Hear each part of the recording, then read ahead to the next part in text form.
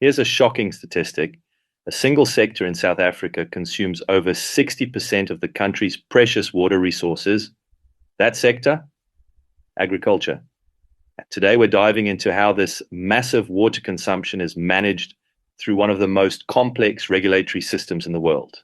That's an eye-opening figure, especially considering how water-scarce South Africa is. How did they develop a system to handle such intense agricultural water demands? Well, it all changed dramatically in 1998 with the National Water Act. Before that, water rights were tied to land ownership, which created huge inequalities. The new system completely transformed water into a public resource belonging to all South Africans. So how exactly does this new system work? It's fascinating. They created four distinct categories of water rights. The first is Schedule 1, covering basic stuff like household use and livestock watering. No permits needed there. But here's where it gets interesting. The second category, called Existing Lawful Use, protects historical water rights from before 1998. That must have created some challenges for farmers trying to prove their historical usage. Oh, absolutely. And that's why they introduced the third category, general authorization. It's like a middle ground that allows certain water uses without a full license.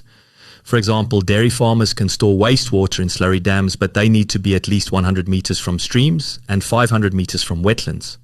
So what happens when farmers need more water than these general authorizations allow?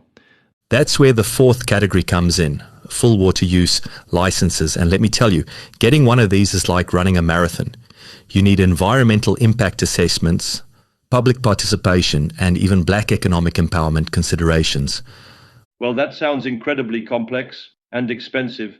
You're right on both counts. The applicant bears all costs, which can be substantial. But here's the really interesting part. Before approving any new licenses, they have to verify there's enough free-flowing water in the catchment area. How do they keep track of all this water usage? Through a comprehensive registration system. Every water use, except Schedule 1, must be registered with the Department of Water and Sanitation. While registration is free, it triggers water use charges and creates this massive national database of water allocation.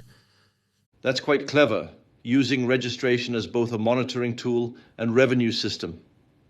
Exactly. And with climate change intensifying water scarcity, we're seeing farmers adapt in fascinating ways.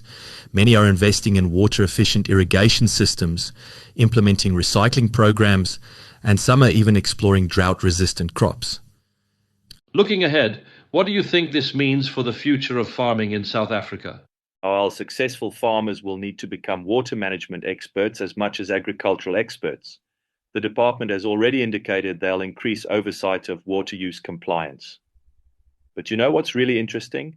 This system is actually a microcosm of South Africa's broader transformation, trying to balance environmental protection, economic development, and social justice all at once.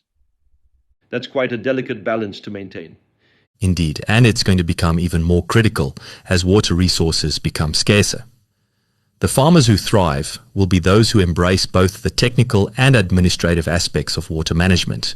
It's really about taking a holistic approach to agricultural sustainability. So it sounds like this isn't just about following rules. It's about fundamentally changing how we think about water resources. That's exactly right.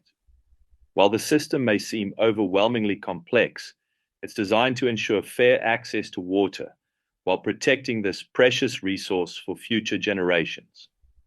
It's a perfect example of how individual actions on farms connect to national sustainability goals.